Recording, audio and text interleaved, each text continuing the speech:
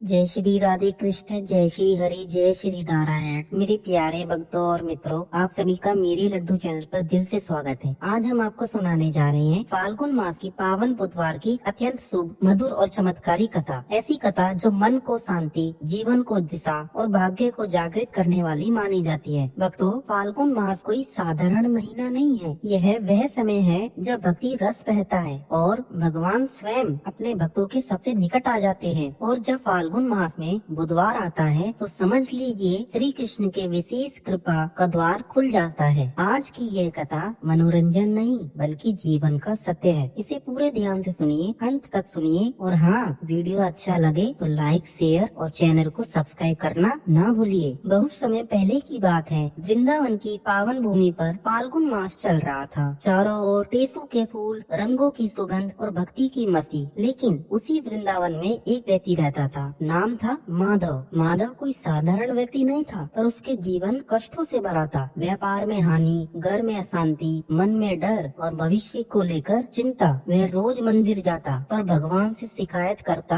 हे कान्हा, मैं पूजा करता हूँ, व्रत रखता हूँ, फिर भी मेरे जीवन में दुख क्यों है। तो यही से कथा हमें हमारे जीवन का आईना दिखाती है। एक बुधवार की सुबह फाल्गुन मास की मंद मंद ठंडी हवा चल रही थी। माधव मंदिर पहुँचा, लेकिन आज वहाँ एक संत बैठे थे, तेज ऐसा कि आंखें झुक जाए, मुख पर शांति और वाणी में अमृत। संत ने माधव से पूछा, वत्स, क्या तू भगवान को जानता है या सिर्फ उनसे मांगता है। माधव चुप रह गया। संत बोले, फाल्गुन मास का बुधवार मांगने के लिए नहीं, समर्पण के लिए होता है। संत बोले, मानो स्वयं श्री कृष्ण बोल रहे हो। जो मुझे सिर्फ दुख में याद करता है वह भक्त नहीं सौदागर है। जो मुझे सिर्फ दुख में याद करता है वह भक्त नहीं सौदागर है, और जो दुख सुख दोनों में मुझे याद करता है वही मेरा सच्चा भक्त है। भक्तों, यही से माधव की असली यात्रा शुरू होती है। संत ने कहा, बुधवार को हरी वस्तु धारण करो, श्री कृष्ण का ध्यान करो और एक बात हमेशा याद रखो, भगवान समय से देते हैं लेकिन सही समय पर। उस समय से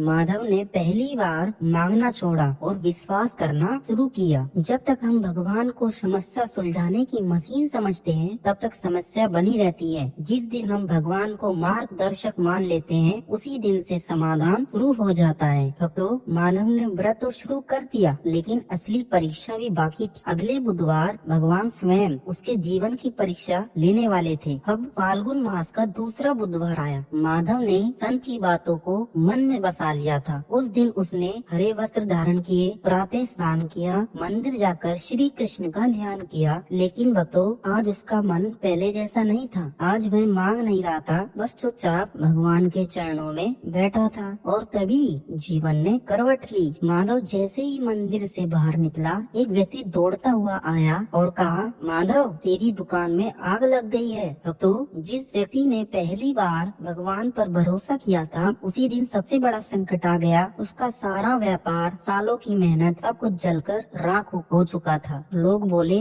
देखा, पूजा पाठ करने से कुछ नहीं होता। माधव के सामने दो रास्ते थे, भगवान से शिकायत या भगवान पर विश्वास। उसकी आंखों में आंसू थे पर ओठों पर कोई शिकायत नहीं। उसने बस आकाश की ओर देखा और कहा, हे कान्हा, अगर यह भी आपकी इच्छा है तो मुझे स्वीकार है। भक्तों, यही वह क्षण था जहाँ भगवान मुस्कुराए। उसी रात माधव ने स्वप्न देखा, एक दिव्य प्रकाश, मोर पंख और मधुर वाणी। माधव, मैंने तुझसे तेरा व्यापार नहीं छीना, मैंने तुझसे तेरा डर छीना है। जो चला गया वह कभी तेरा था ही नहीं, और जो आने वाला है वह तेरी कल्पना से भी बड़ा है। माधव की आंखों से आंसू बह रहे थे। भक्तों, शास्त्र कहते हैं फाल्गुन मास का बुधवार वही दिन होता है जब भगवान भक्त से उसकी कमजोरी छीन लेते हैं। वह कमजोरी धन से जुड़ा होता है, कोई रिश्तों से, कोई अहंकार से। भगवान पहले उसे अलग करते हैं, फिर आशीर्वाद देते हैं। अगले बुधवार माधव फिर मंदिर पहुंचा। अब उसके पास धन नहीं, व्यापार नहीं, लेकिन असीम शांति थी। संत फिर आए। संत बोले, वत्स, अब तू भगवान को नहीं ढूंढ रहा, भगवान तुझे ढूंढ रहे हैं। संत बोले, कृष्ण वाणी में, जब तक तू मुझे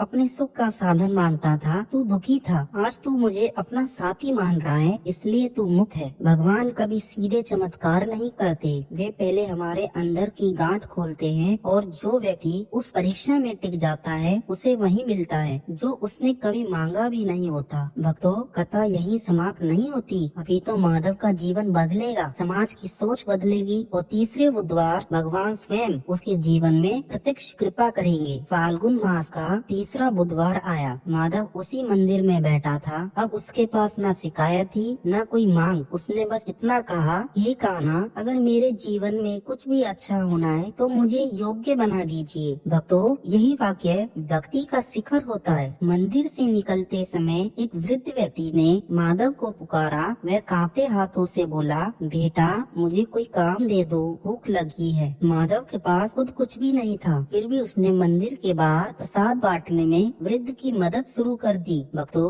यहीं श्री कृष्ण मुस्कुराए। अगले ही दिन एक व्यापारी माधव के पास आया। उसने कहा, मैंने तुम्हारी सच्चाई सुनी है।